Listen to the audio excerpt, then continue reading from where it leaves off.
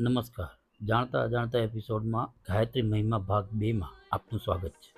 તો ચાલો આપણે જોઈએ કે બીજા સંત, ઋષિ અને મહાત્માઓએ ગાયત્રી વિશે શું કહ્યું છે. રામકૃષ્ણ પરમહંસ: ગાયત્રીના જપ કરવાથી મોટી સિદ્ધિઓ મળી જાય છે.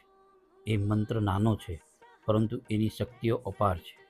મહર્ષિ રમણ: ગાયત્રી મંત્રથી ભૌતિક અને આધ્યાત્મિક એમ બંને લાભ મળે છે. અત્રિ ઋષિ: ગાયત્રી આત્માને સંસ્કારી બનાવનારી છે. મહર્ષિ વ્યાસ: જેવી રીતે ફૂલોનો સાર મધ છે, દૂધનો સાર ધ્રુત છે, તેવી રીતે સમસ્ત વેદોનો સાર ગાયત્રી છે. સિદ્ધ કરેલી ગાયત્રી કામધેનુ સમાન છે. જે ગાયત્રીને છોડી અન્ય ઉપાસનાઓ કરે છે તે પકવાન છોડી ભિક્ષા માંગનાર મૂર્ખ છે.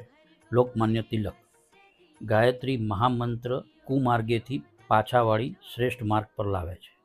મહાત્મા ગાંધી: ગાયત્રીના સ્થિર ચિત્ત જપ કરવાથી સેંકડો પ્રશ્નોનું નિવારણ થાય છે.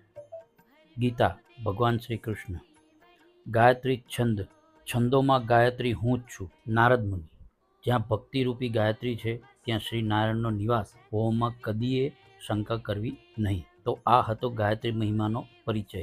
આવા જ નવા બીજા આધ્યાત્મિક વિષય સાથે આપ સમક્ષ હાજર થઈશું. વિડીયો ગમ્યો હોય તો લાઈક, શેર અને ફોલો ચેનલને જરૂરથી કરજો.